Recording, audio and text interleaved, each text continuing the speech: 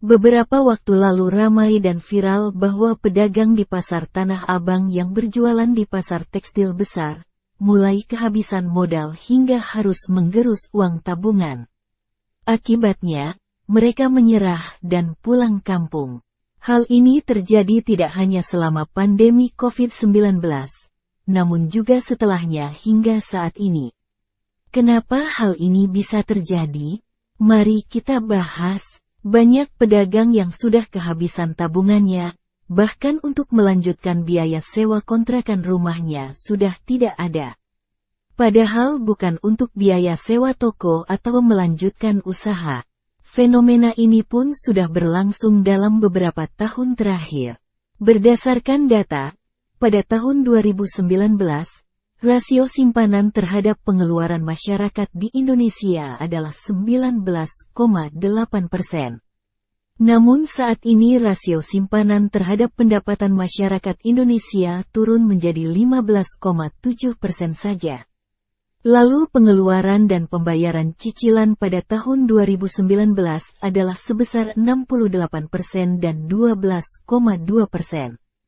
Tapi sekarang pengeluaran dan pembayaran cicilan naik menjadi 76,3% dan 8,8%.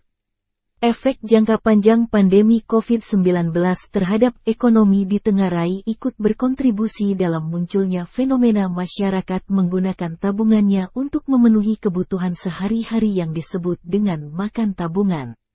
Harga-harga yang naik, sementara masyarakat masih banyak yang setengah menganggur membuat mereka harus menggunakan tabungannya untuk membeli makan. Banyak ditemui fenomena orang-orang setengah menganggur yang terjadi pada kelompok masyarakat menengah ke bawah. Mereka adalah pegawai yang dipecat akibat pandemi. Para pegawai ini sudah mendapat pekerjaan baru, namun gajinya tidak sebesar pekerjaan sebelumnya. Setengah menganggur itu artinya mereka masih mencari pekerjaan lain. Problem ini muncul karena roda ekonomi pasca pandemi sudah berjalan dan membuat harga barang konsumsi naik. Namun, kenaikan harga itu tidak diiringi dengan pembukaan lapangan pekerjaan yang memadai.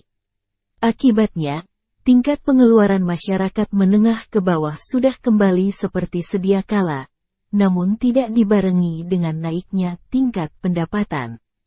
Tren mantap atau makan tabungan ini tidak hanya melanda warga miskin di Indonesia, tetapi juga korporasi.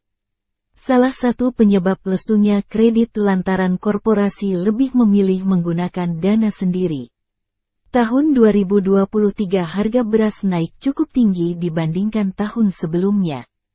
Kenaikan harga pangan lain juga menyebabkan masyarakat kelas menengah menguras beberapa tabungan dan terkena fenomena mantap ini. Yang gawat, mantap akan berujung pada jebakan hutang.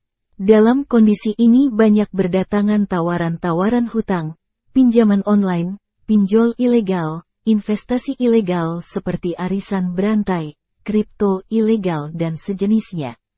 Jangankan untuk menabung, tabungan yang ada saja terpaksa diambil untuk menutup kebutuhan. Hal ini disebut sebagai lipstick teori, yaitu di mana pada saat ekonomi susah, penjualan kosmetik justru laris manis. Fenomena ini terjadi di seluruh dunia.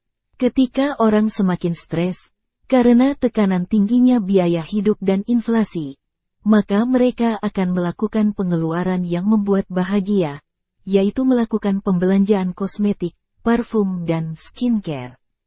Fenomena masyarakat yang makan tabungan alias mantap yang berkepanjangan dikhawatirkan akan menurunkan taraf hidup masyarakat.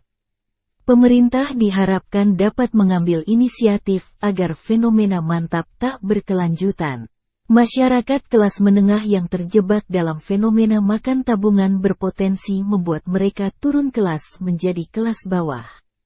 Untuk mengatasi hal ini, pemerintah diharapkan mengambil peran dengan menyediakan lapangan kerja. Pemerintah perlu memberikan insentif. Selain itu, penambahan lapangan kerja juga perlu dilakukan lewat sektor industri.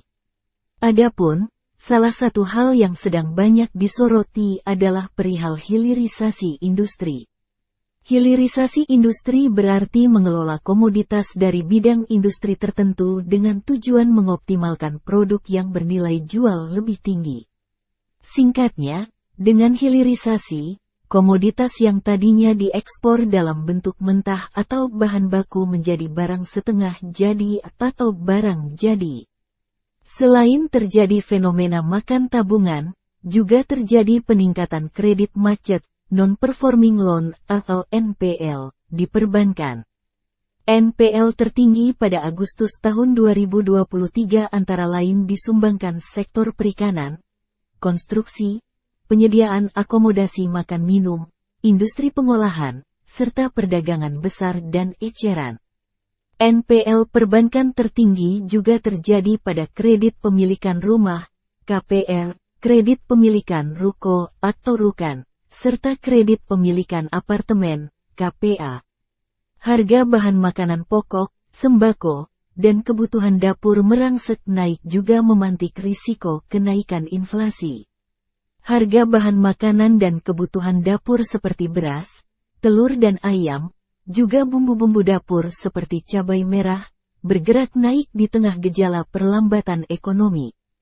Harga rata-rata 10 bahan makanan pokok telah melonjak 1,2%, dengan tingkat inflasi tahunan hingga 14%.